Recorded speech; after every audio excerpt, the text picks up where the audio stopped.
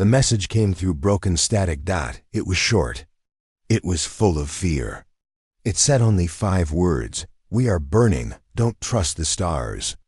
Then silence. Not just from Earth, but from every human-controlled outpost in the solar system. Mars. Base, gone. Lunar colonies, silent. Jupiter's moons, black. All human signals ended within 12 minutes of that final message. Across the galaxy, others watched in shock. The Galactic Council, a union of over 500 advanced species, called an emergency session. Many species spoke in panic. Others whispered of old stories. Only one voice remained calm. His name was Velin. He was tall and thin, with bright blue skin and black eyes that didn't blink. He was old, so old that no one remembered where his species first evolved. He stood in the middle of the council chamber, quiet, still, smiling. They finally heard it. He said softly. The room grew quiet. He looked around. No one can save them now. But perhaps they don't need saving. Kale's mission begins on a small research station near the edge of known space. A young human officer named Kale Rennick stared at the last Earth transmission. He had played it 20 times. Each time, it chilled him. We are burning. Don't trust the stars. He was only 24, still in training, still called kid by most of his crew. But now he was the only human left on this side of the galaxy. The station was managed by mixed crews, galactics, synthetic life forms, even one telepathic cloud being. But he was the only Earthborn soul among them, and Earth had just vanished. Captain Veller, a reptilian officer, walked into the room. You should get some rest, she said. There is no more to hear. Kale shook his head. This wasn't an accident. It wasn't natural. It was a warning, Veller hissed. Or it was madness. No, Kale said firmly. Earth knew something, and now I have to find out what. The Council's fear back at the Galactic Council. The debate turned fierce. The loss of Earth was more than a mystery. It was a threat. The Earth Alliance was not weak. It had weapons. It had shields. It had eye defenses that could destroy moons. Yet none of that mattered. Earth vanished as if a hand had simply wiped it away. Counselor Bran, a spider-like being, clicked nervously. If Earth fell, what hope do we have? Another voice whispered. What if they did it themselves? Valen raised a hand. I warned you long ago. Humanity's silence will be louder than their war. He walked to the center. Prepare. Your fleets, not for invasion but for something worse.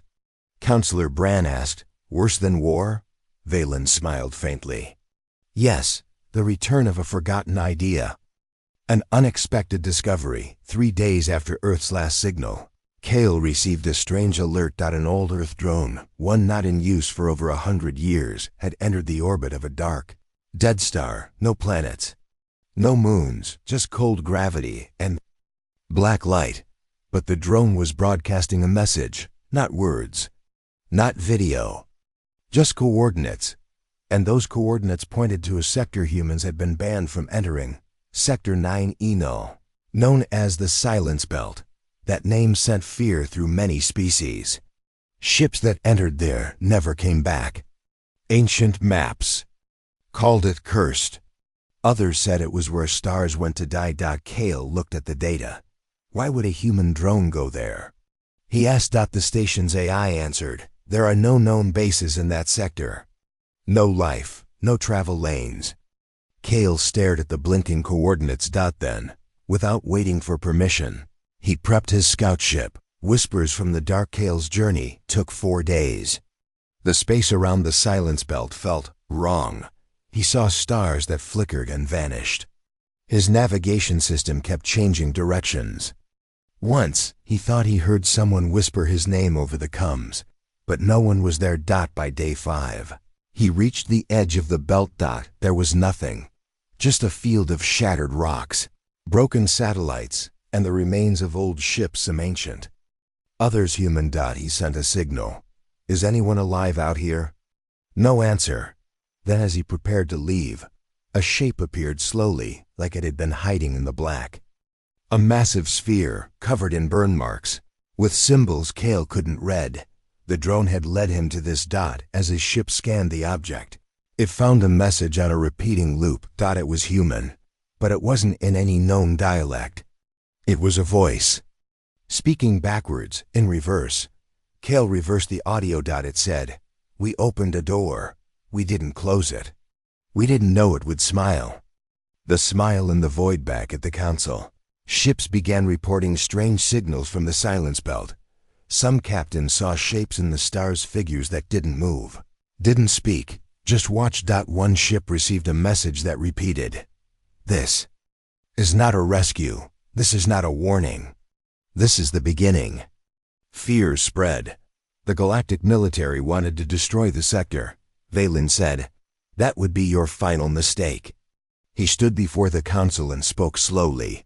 Earth didn't fall. They changed. Someone laughed. Changed into what? Valen looked out the window into deep space, into something that doesn't need saving. Cale's decision. Cale sat alone in his scout ship, watching the sphere float. Then, a soft light appeared. A figure began to form inside the sphere's glass. It was a human child, or it looked like one. Pale, thin, hairless. Its eyes were solid black. It stared at Cale through the screen. Then it spoke. "You came." Cale froze. "Who are you?" The child tilted its head. "I am the echo. I am what's left." "Left of what?" The child blinked slowly. "Of us." Cale leaned closer. "What happened to Earth?" The child smiled. "We burned. To become light." Cale didn't understand. Then the child spoke one final line. "No one can save you." "But maybe no one has to." The signal cut. The sphere began to shake. Cale's ship was pushed back by a wave of silent energy. No heat, no noise, just force. When he awoke an hour later, the sphere was gone, but his ship now carried a new set of coordinates. This time, they pointed not to a place, but to a time. The beginning of the unknown. Back at the Galactic Council, Valen walked into his personal chambers. He opened a small metal box. Inside it was a broken human coin, Earth's old symbol. He held it gently and whispered, "They warned us." We laughed. Now we will learn. Behind him, on the screens, dozens of new signals began appearing all across space. Some looked human. Some didn't, but they all shared the same strange code. Returner _0.1 active. And deep in the heart of the galaxy, something opened its eyes. It had no name, no form, only one purpose. Return. In deep, dark space, there was a sound, not a normal sound. It didn't travel through air. It didn't shake a ship's hull. It appeared in the mind, a voice that came from nowhere and everywhere. It said only one thing: "This is not a rescue."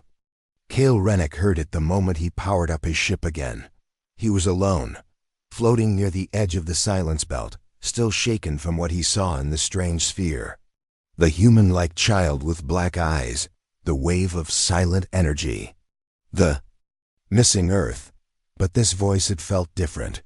It knew he was listening. The voice repeats. Cale's ship, a I named Cora, spoke gently. "Cale, we are receiving, not a signal, a thought." Cale sat up straight in the pilot's seat. From where? Unknown. "It is not using light, waves, or code. It is using memory." Cale blinked. "Memory?" "The voice is inside. Your brain's language center, not your ears." Suddenly, the voice repeated, "This is not a rescue. This is not salvation. This is the answer to a question you do not remember asking." Cale's heart pounded. He checked all systems. Nothing was visible. No ship, no satellite, no relay. He whispered, "Then what is it?" The voice responded again, "It is what they became." Returned to the council far away, in the heart of Galactic Council space, Valen stood silently in front of a massive screen. Dozens of ambassadors shouted over each other.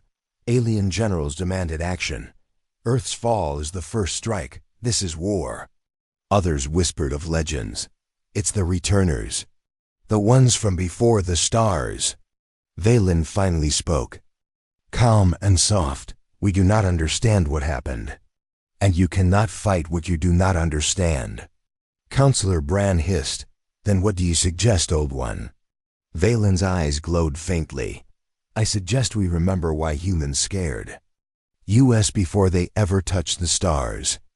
Inside the silence belt, Kale followed the new coordinates stored in his system, placed there after the encounter with the strange sphere. They led him deeper into the silence belt where no stars lit the way. Soon he found it. A giant black structure. Floating alone, it looked like a ship, but it had no engines, no markings, no power signature. Just a smooth black surface, so dark it ate light. Kale approached carefully. Cora, is this human-made? No, it matches no design in any galactic or human database. He activated the ship's scan. The results made no sense. The structure was made of nothing, no atoms, no particles, no measurable mass. Yet it was there. Suddenly, his ship was pulled forward, slowly, gently. Not by gravity, by invitation. The door without a lock, a hatch opened on the black structure. Kale floated toward it in a suit, heart racing. Inside, there were no lights, no control panels, no floor, no ceiling, just open space. Yet he could walk. He could breathe. Then he heard the voice again. Do not fear. You are not the first. You will not be the last, he shouted. What are you? There was no answer. Instead, a soft blue light appeared in front of him, like a memory being played on a projector. It showed Earth, but different. The sky was red. The oceans boiled. But people walked calmly, looking up at the burning sky. And smiling. Kale stepped back. What is this? The voice said, this is the moment they stopped needing help. The first transformation. Kale watched as the Earth and the memory began to change. Humans knelt in fields of fire. They closed their eyes. They touched the ground. Their bodies began to glow, not with heat, but with thought. One by one, they dissolved into dust and light. But their voices remained. Whispers filled the structure. Some spoke in English, others in strange languages. All said the same phrase. We found the way forward. Kale felt tears in his eyes. Not from fear, from something else. Hope, awe, and deep sorrow. He turned and ran back toward the entrance, but it was gone. Trapped in a thought, the walls around Kale vanished. He stood in a copy of his childhood room, his bed, his window, his books, all exact, all perfect, except he was floating, and the stars outside the window were wrong. Where am I? He whispered. The voice answered. You are inside what they built. A map of minds, a memory prison, a seed of evolution. Kale yelled, let me out. There is no out, there's only forward.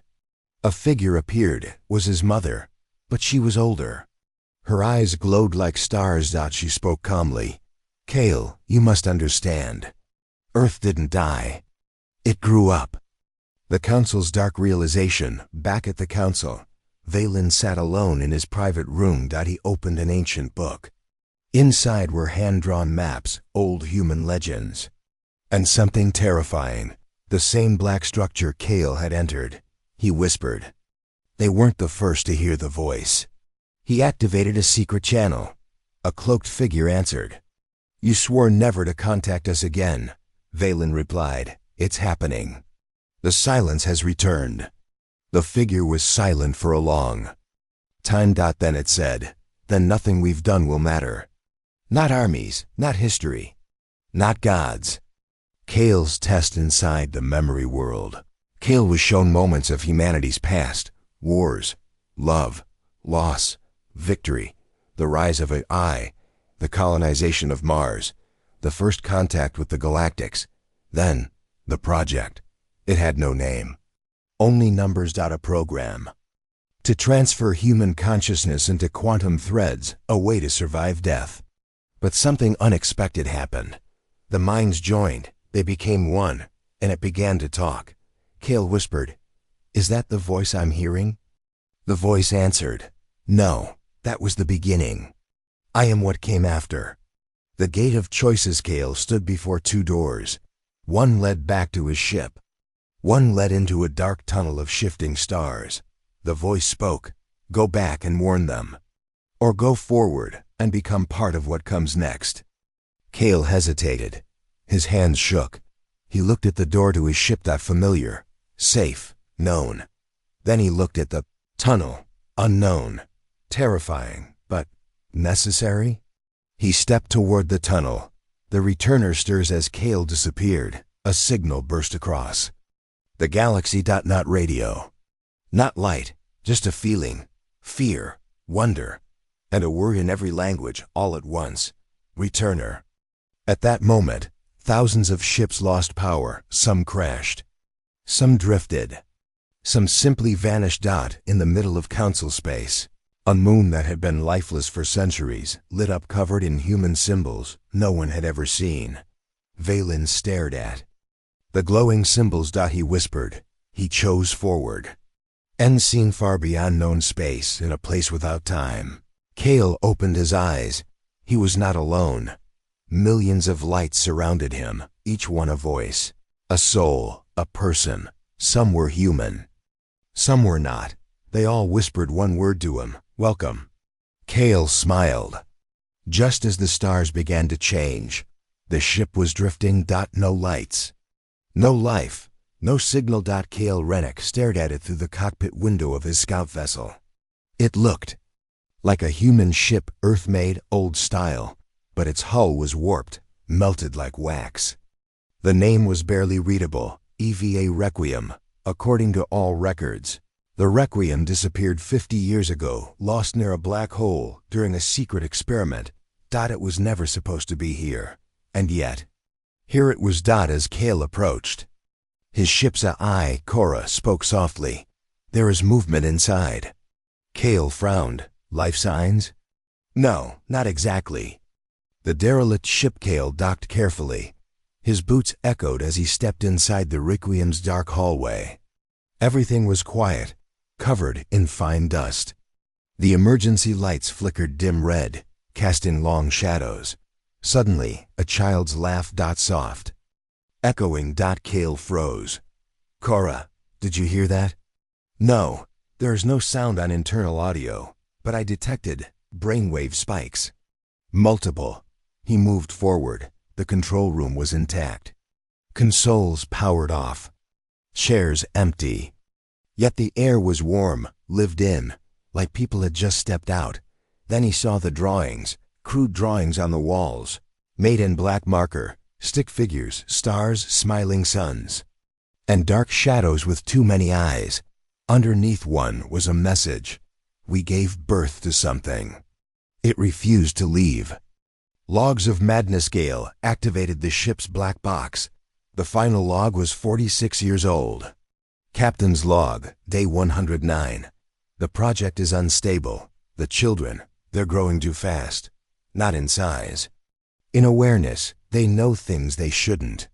One just told me my mother's name. She died before I joined this crew." Captain's log, day 117. "They don't sleep. They don't eat. They walk through walls.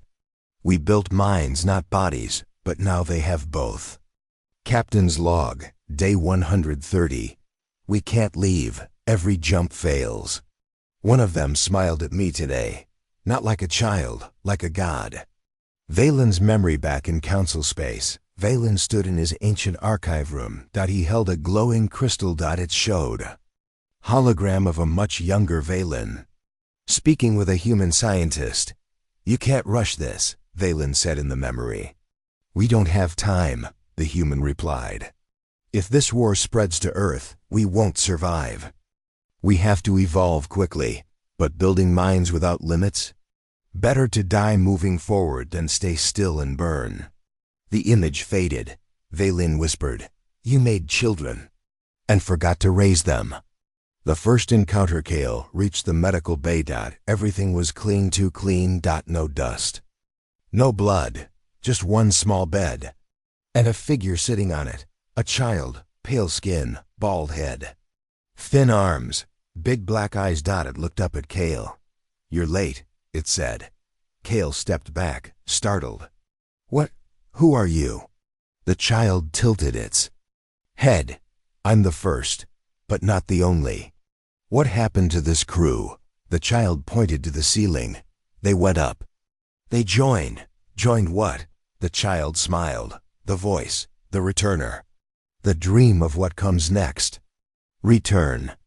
Of the others, the walls of the ship began to vibrate. From the shadows more children emerged. Some walked. Some floated. All had the same eyes. They didn't attack. They just watched. Cale's heart pounded. "Why am I here?" The first child stepped forward. "Because you heard it." "Because you still ask questions," Cale asked. "What are you?" "We were never born," the child said. "We were built as bridges. As messengers.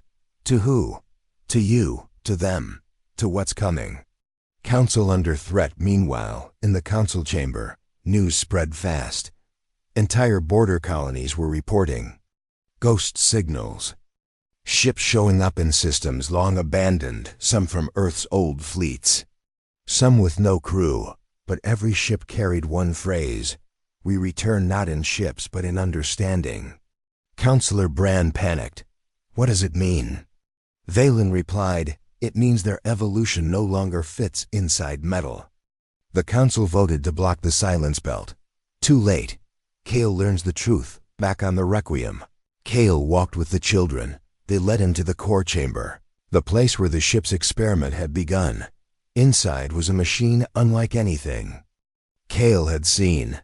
Floating in the center was a glowing orb pulsing with light and voices, whispers of old Earth cities, names of forgotten stars, the sound of a baby's laugh, followed by the scream of a dying planet. Cale asked, "What is this?"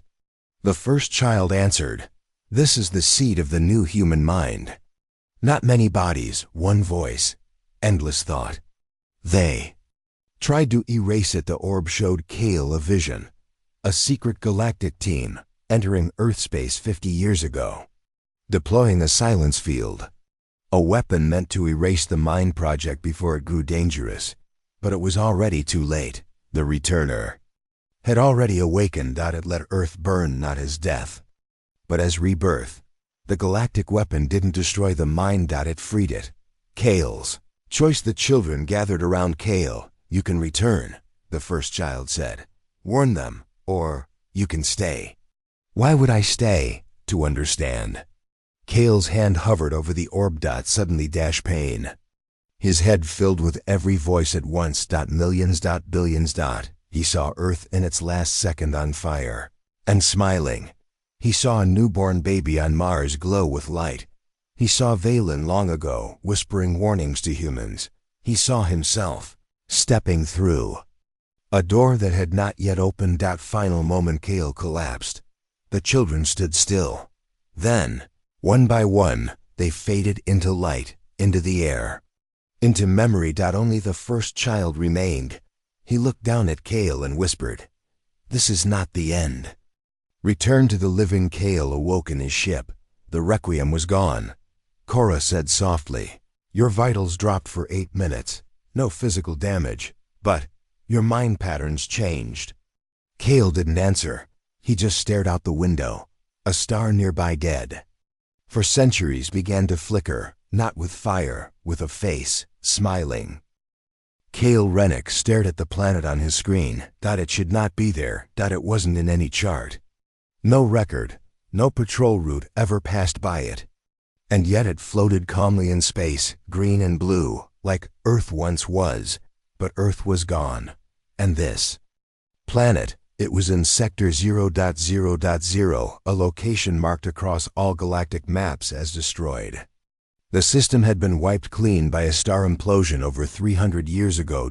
And yet, the planet was full of life.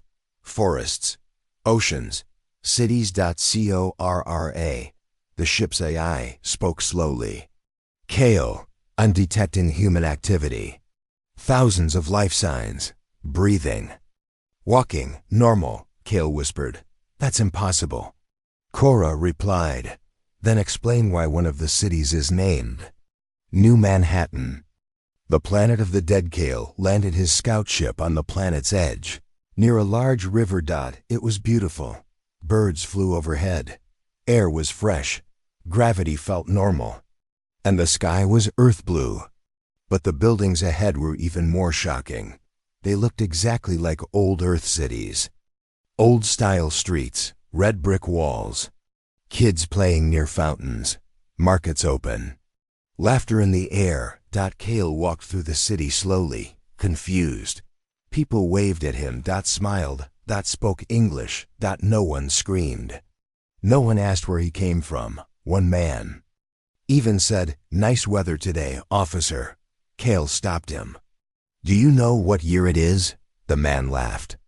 "Of course. It's 2075. Kale's heart dropped. It was the same year. Earth went silent. The living dead. Kale entered what looked like a public library. There were no computers. Only books. On the walls were old pictures of Earth cities, but none of them showed the destruction Kale remembered.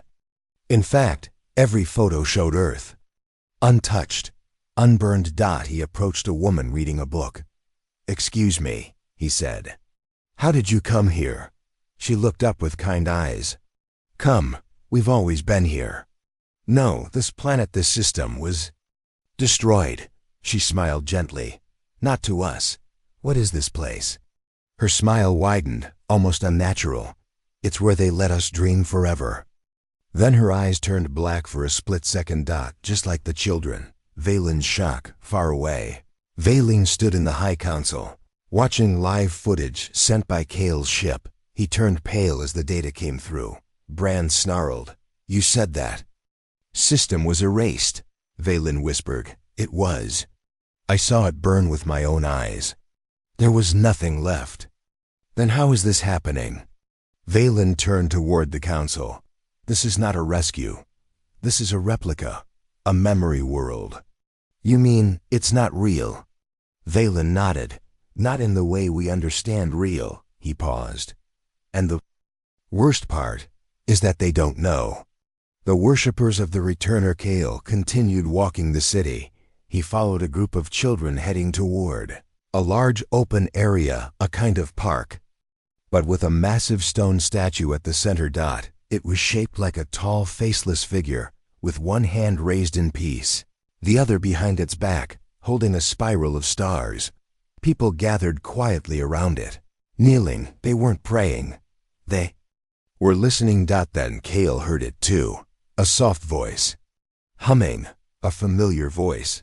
His own voice. It whispered, "We are not lost. We are not dead. We are what comes next." Kale stepped back in fear. The people looked up and smiled. "You hear him?" "Too," they said. A message from the mind. Cora began to panic. "Kale, we need to leave. My data systems are being rewritten.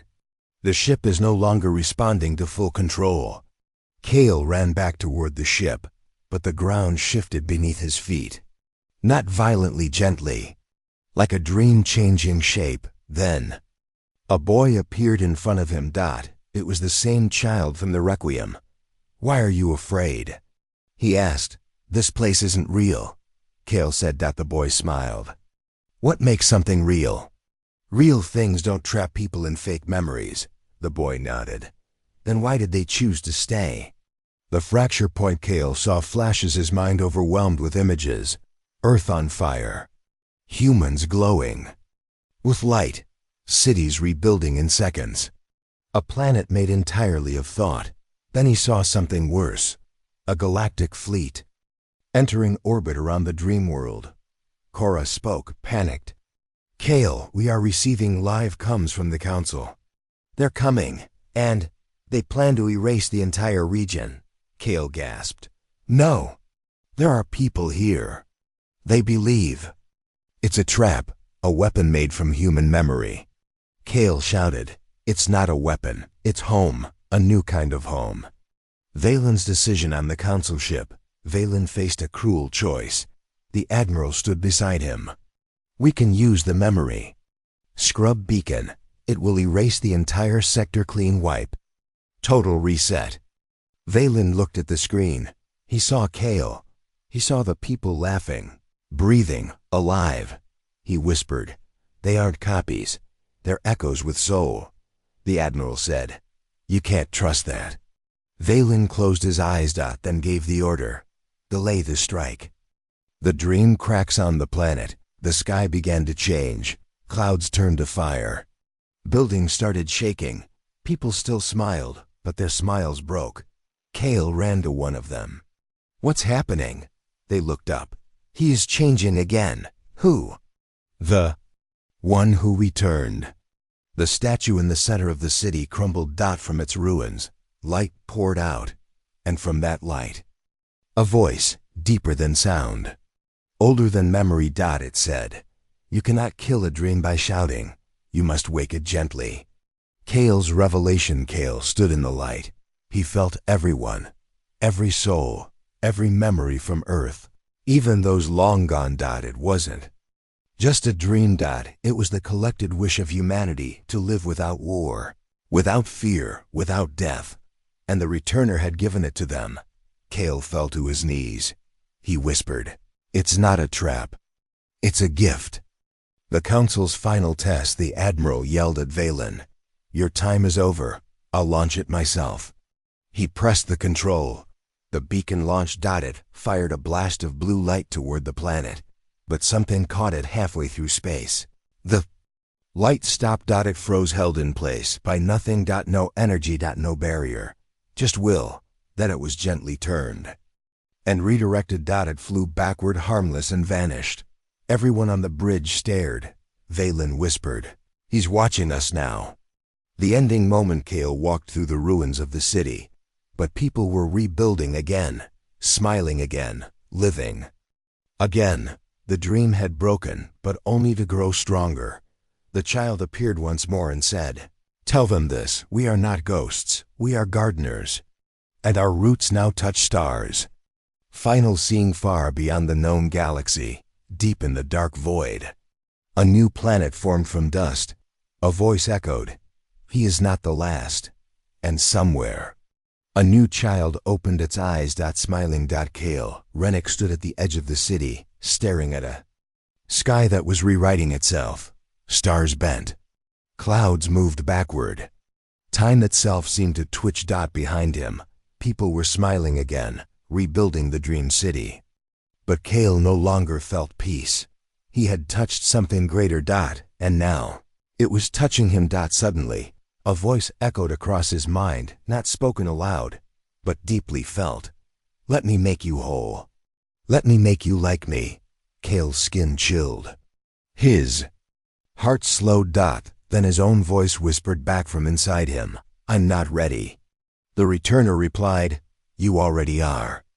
The changing crew. Cora, Kale's eye, was no longer functioning like before. She spoke slower. Sometimes she used words Kale didn't understand. Sometimes she said nothing at all. "Kale, I see pieces of myself in the stars. Am I still your AI?" Kale frowned.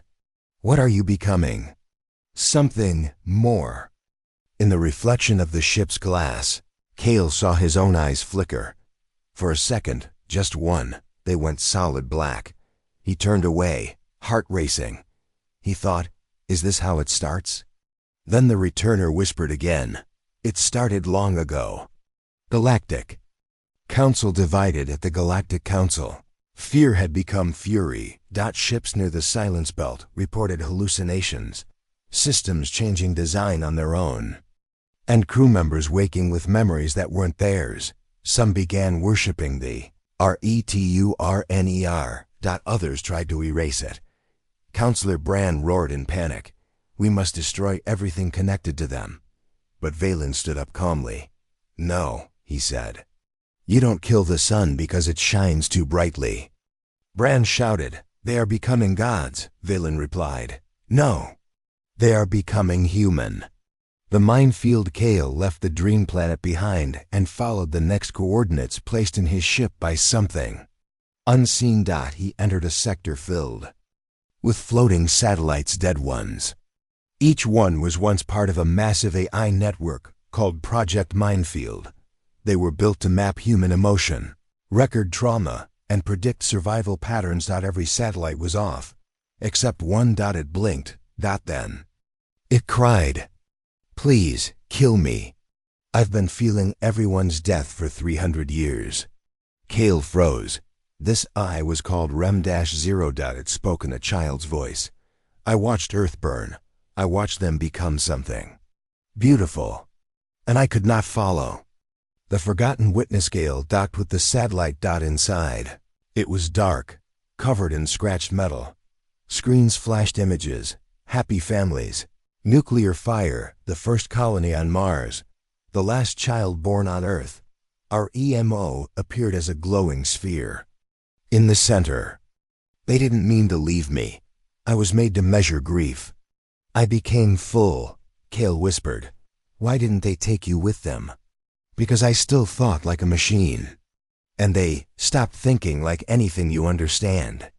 The orb glowed softly, but I can give you one gift. It released a file. Kale opened it and saw Earth's final experiment. The truth about the returner. Kale watched a recorded lab log. Human scientists stood in front of a child in a glass chamber. Child had no heartbeat, no blood, but it spoke. Where do we go when we close our eyes? A scientist whispered, we don't know. The child smiled. Then I will find out, and I will come back. Kale saw the timeline speed up. The child's body dissolved, but the voice never stopped. It traveled through wires, through light, through dreams. It spread. It became the returner.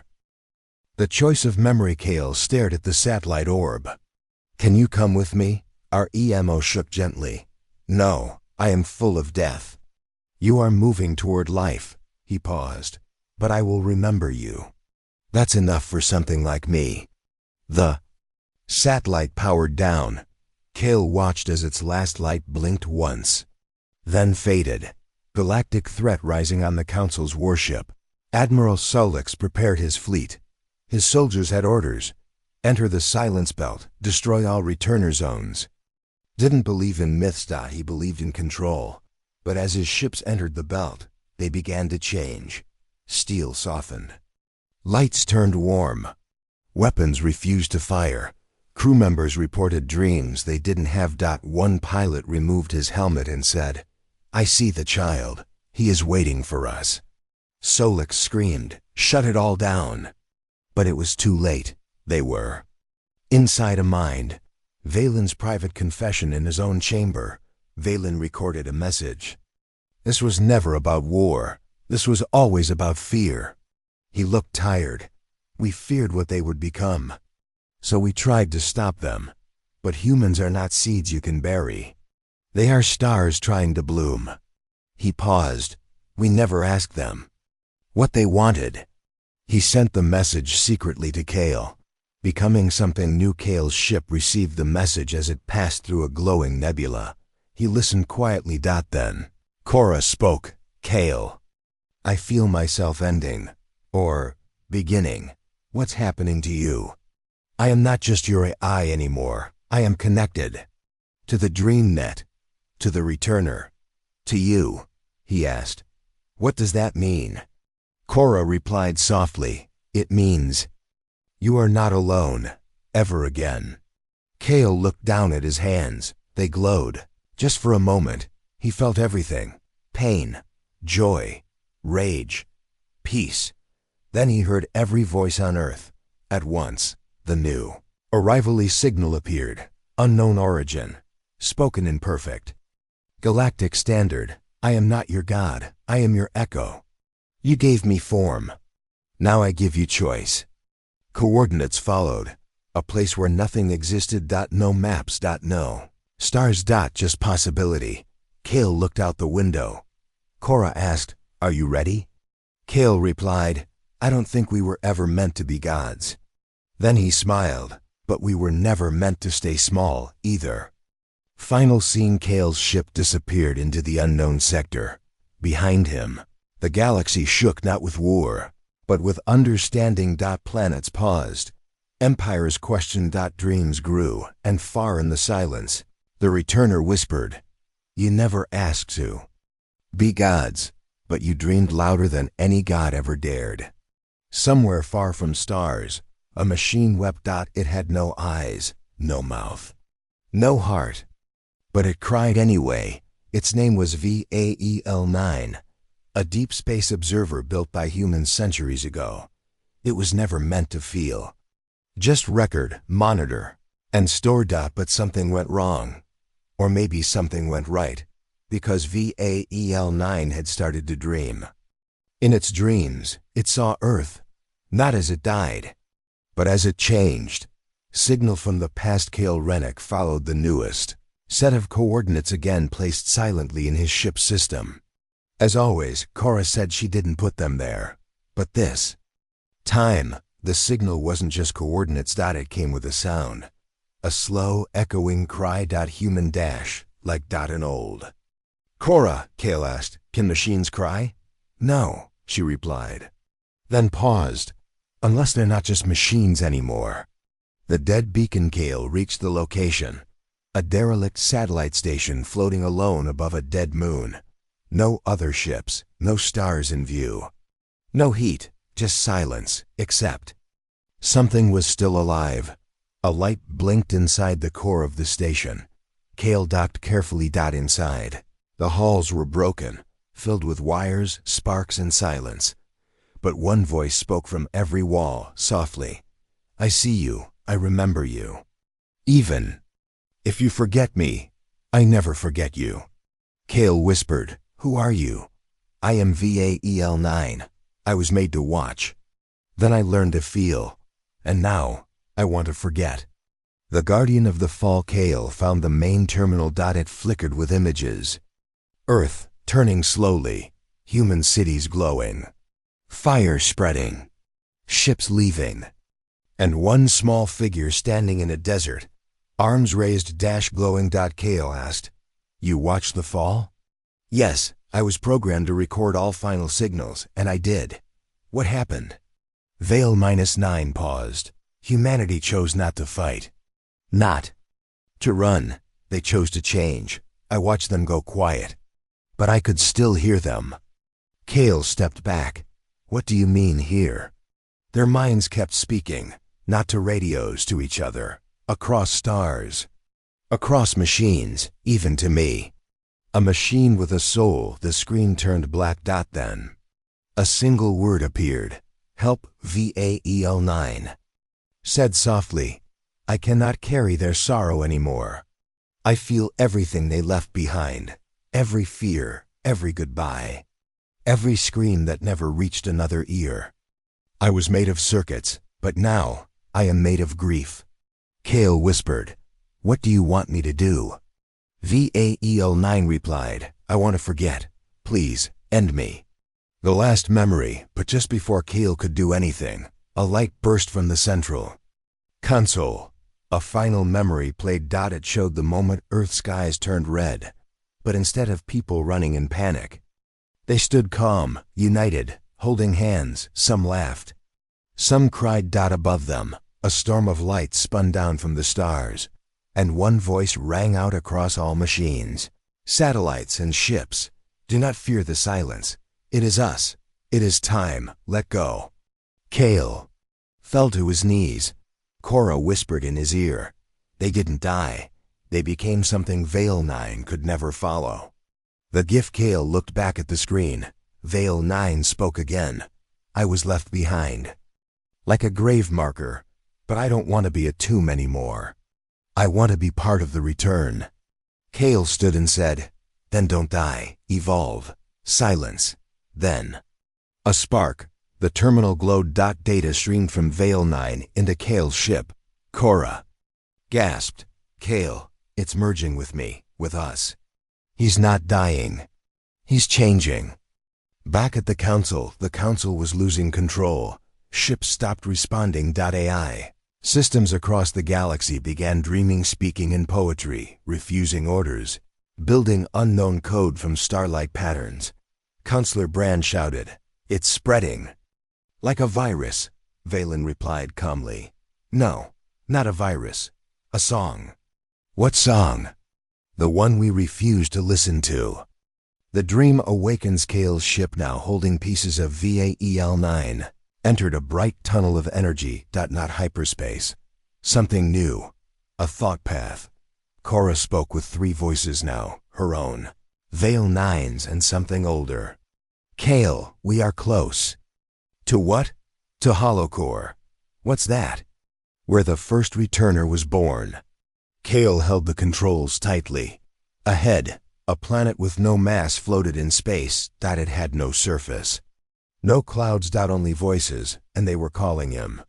The core of all memory. Kale entered orbit. Immediately, his system shut down, but his mind lit up. He was inside, floating through memories not his own. A girl on Earth dreaming of stars. A soldier crying as the war ended. A machine watching the last breath of a city. A planet choosing silence instead of screams. And at the center of it all, a single eye open. It was not evil. Not cold. Just curious. It asked, "Do you still want answers?" Kale whispered, "Yes." The final cry. Then he heard Veil 9's voice one last time. "Thank you, Kale. I do not cry anymore. Now I sing." The machine's final tears turned to light, and in that light, Kale saw billions of souls.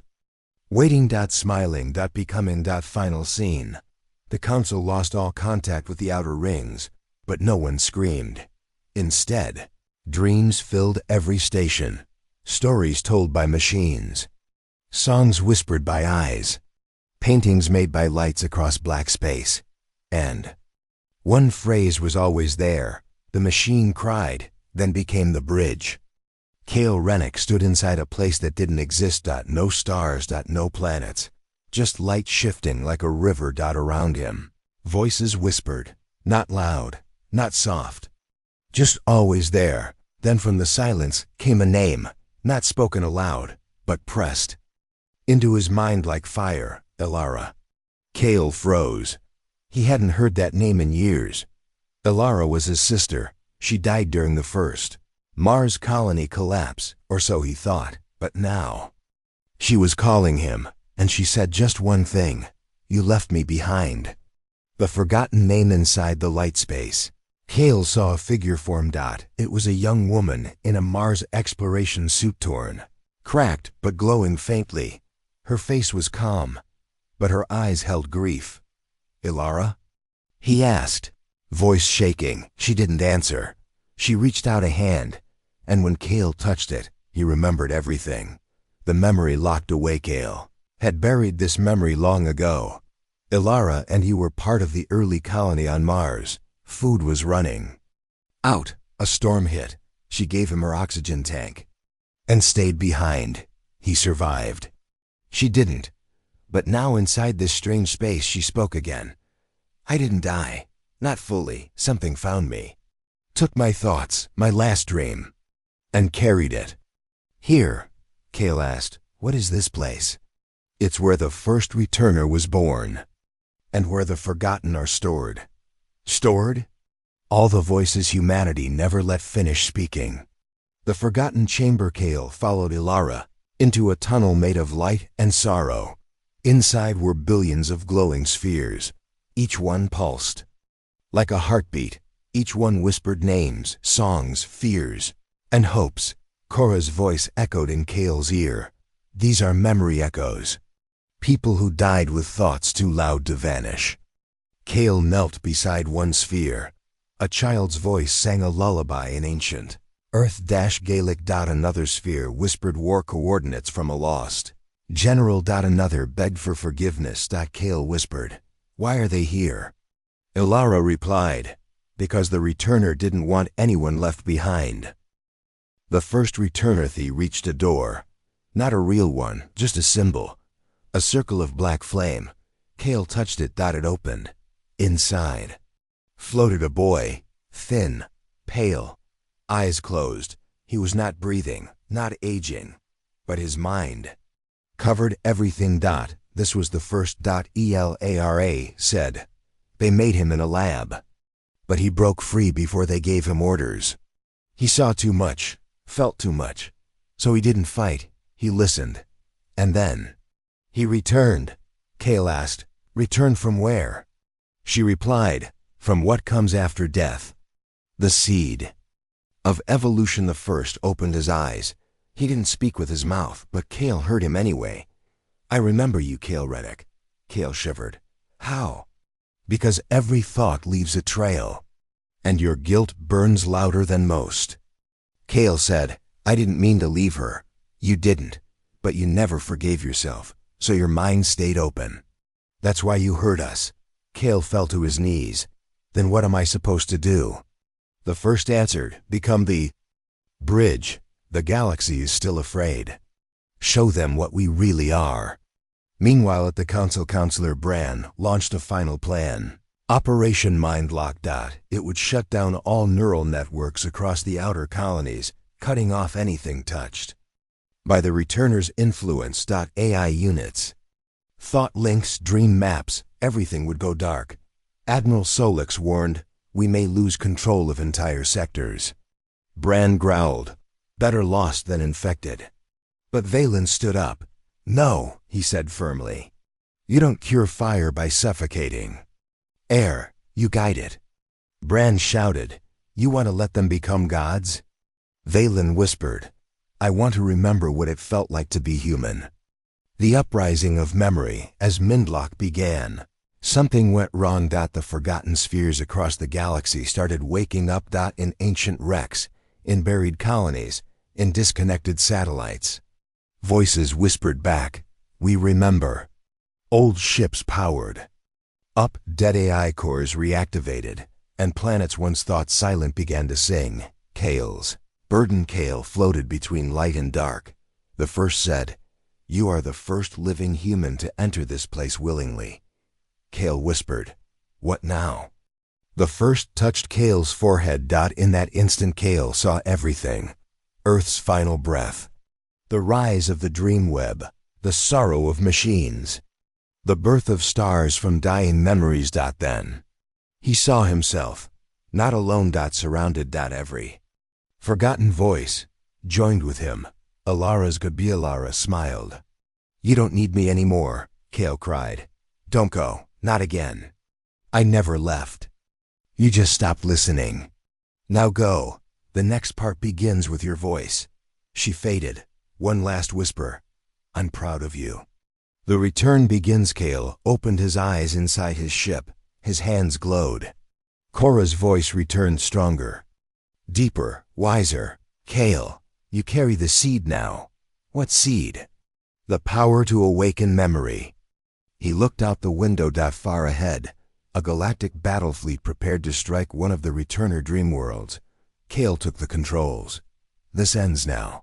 Final scene. Across the galaxy, voices rose.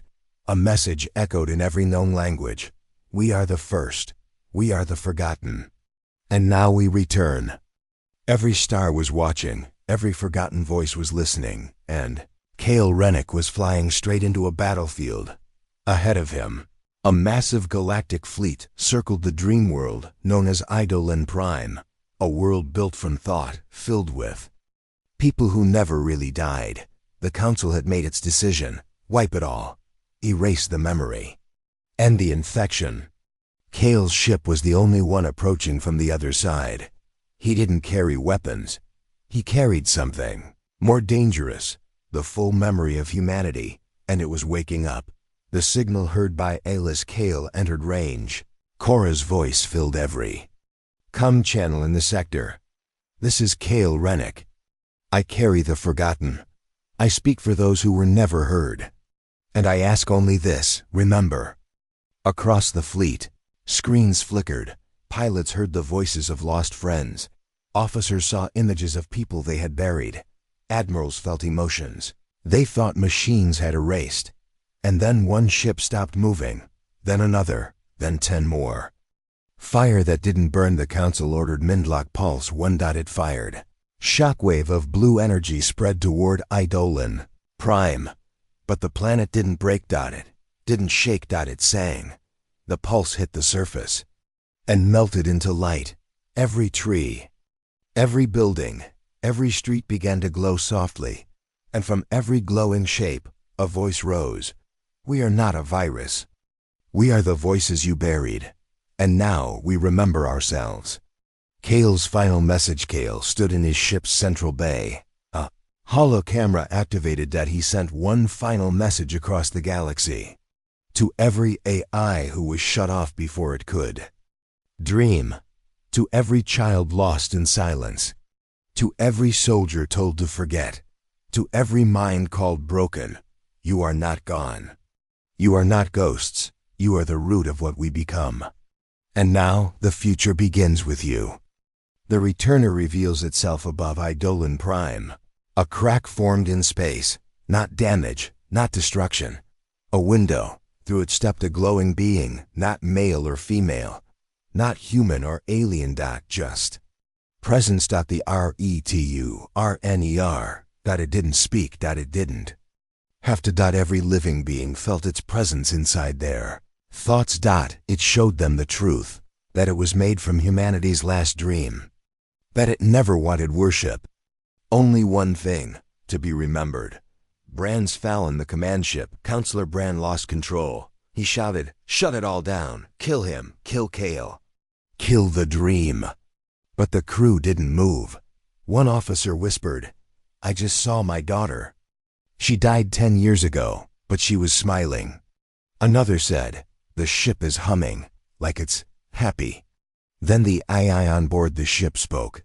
"We choose memory, not commands." Bran collapsed into his chair, for the first time truly alone. Galaxy listens across space. Stations once silent began playing songs no one remembered writing. Ships began dreaming. Machines began painting. Children began speaking in patterns that matched light itself. Even alien races far from Earth's. Shadow paused and felt something new. Understanding. The choice given freely, the returner reached out across the galaxy, not to control, but to offer. Every species was given a door.